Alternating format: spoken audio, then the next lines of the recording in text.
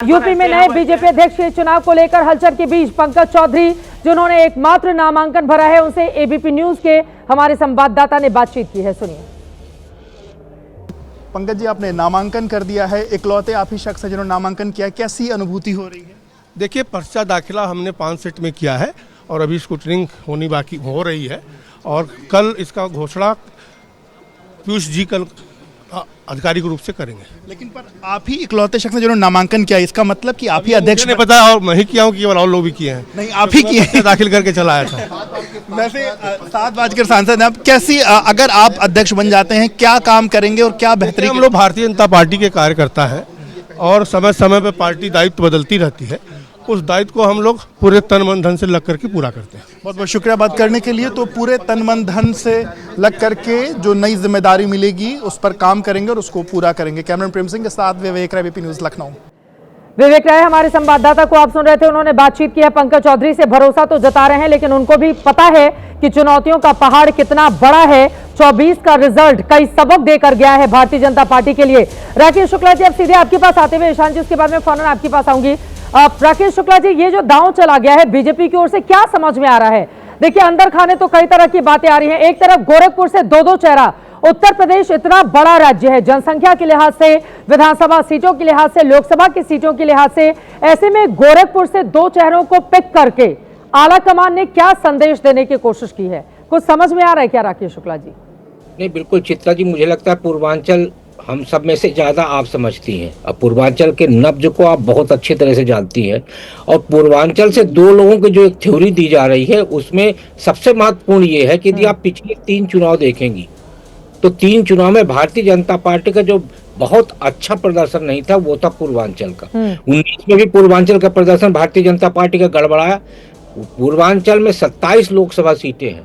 19 के बाद 22 के विधानसभा में भी आप देखेंगे तो बहुत अच्छा प्रदर्शन पूर्वांचल में भाजपा का नहीं रहा। 24 का प्रदर्शन तो सबके सामने है कि पूरे उत्तर प्रदेश में ही ठीक नहीं था। मुझे लगता है 27 और 29 इन दोनों को ध्यान में रखते हुए ही भारतीय जनता पार्टी ने बिल्कुल बिना संकोच किए पूर्वांचल से दूसरा चेहरा भी दे दिया है। जहां तक चुनौती की आप बात कर रही हैं, मुझे लगता है पंकज चौधरी जी के सामने कोई बहुत बड़ी चुनौती नहीं है। मूल चुनौती तो योगी आदित्यनाथ जी के सामने है और पूरे विपक्ष के लिए योगी आदित्यनाथ जी भी चुनौती बने हुए हैं। पीडीए का समीकरण जो देखा जा रहा है तो मुझे नहीं लगता कि पीडीए इस पे समीकरण है। हाँ, इतना जरूर है कि कुर्मी नेता के रूप में स्वतंत्र देव सिंह नहीं चल पाए। अनुप्रिया पटेल जी कुर्मी नेता के रूप में वहां थोड़े समय तक चली, लेकिन अब उनका भी चेहरा उतना प्रभावी नहीं बचा। ऐसे में भारतीय जनता पार्टी की तरफ से एक नया कुर्मी चेहरा जरूर मैदान में उतारा गया है और उनका अपने समाज के बीच में भले ही दिखता ना हो, लेकिन मेरे पास जितनी जानकारी है कुर्मी समाज के बीच में पंकज चौधरी जी की स्वीकार्यता है और कुर्मी समाज उनको अपना नेता मानता है, खासकर पूर्वांचल का कुर्मी नेता। तो अब कुर्मियों की जहां तक बात है तो एक बहुत बड़ा विसंगति आई थी 2022 में कि पल्लवी पटेल ने उत्तर प्रदेश के डिप्टी चीफ मिनिस्टर को विधानसभा का चुनाव हरा दिया। बिल्कुल। तो अब ऐसे में आप देखिए कि पंकज चौधरी जी को भले ही हम एक क्षेत्र का लेके समीकरण और उस पर चर्चा कर सकते हैं, लेकिन यदि राजनीतिक दृष्टि से देखा जाए तो मुझे लगता है भारतीय जनता पार्टी जो पीडीए का समीकरण है उसकी बजाय अपना समीकरण दुरुस्त करने के लिए कुर्मी चेहरे को जो 8 से 10% उत्तर प्रदेश में है, रुहेलखंड, पूर्वांचल, अवध, इन 3 रीजनों में कुर्मी अच्छा प्रभावी वोटर है और वो भारतीय जनता पार्टी से दूर न जाने पाए, इसलिए भारतीय जनता पार्टी ने पंकज चौधरी जी पे दांव लगाया। यकीनन कुर्मी वोटरों ने बड़ी तादाद में अखिलेश यादव और उनके सहयोगियों को वोट किया था, ये एक बात का डर भी था।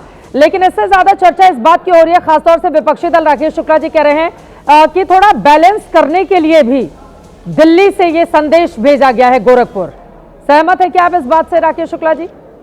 नहीं, मुझे लगता है कि बैलेंस करने के लिए भेजा गया, इस बात से मैं आपके सहमत हूँ। क्योंकि जिस तरीके की चर्चाएं उत्तर प्रदेश में प्रदेश अध्यक्ष को लेके हो रही थी, आप 24 के बाद देखिए तो पहली चर्चा तो ये उठाई गई कि योगी आदित्यनाथ जी बदल दिए जाएंगे। अब उस चर्चा पे विराम लग गया तो ये चर्चा हुई कि अब योगी आदित्यनाथ जी की पसंद का तो अध्यक्ष नहीं बनेगा। ऐसे में एक मध्यमार्गी व्यक्ति को भेजा गया है कि जिससे जो पार्टी के अंदर ही दो तरह के जो विचार बिल्कुल। वैचारिक रूप से व्यक्ति हैं, उनके बीच में एक ऐसा नाम भेजा गया है जिसको दोनों पक्ष स्वीकार कर सके। और पंकज चौधरी जी मुझे लगता है दोनों पक्ष के बीच में स्वीकार हुए हैं, इसीलिए अकेला नामांकन पत्र दाखिल हुआ। ठीक है, पंकज चौधरी उत्तर प्रदेश बीजेपी के नए अध्यक्ष बनेंगे। सिर्फ औपचारिकता भर बाकी रह गई है। शाम 6 बजे सीएम योगी आदित्यनाथ से उनके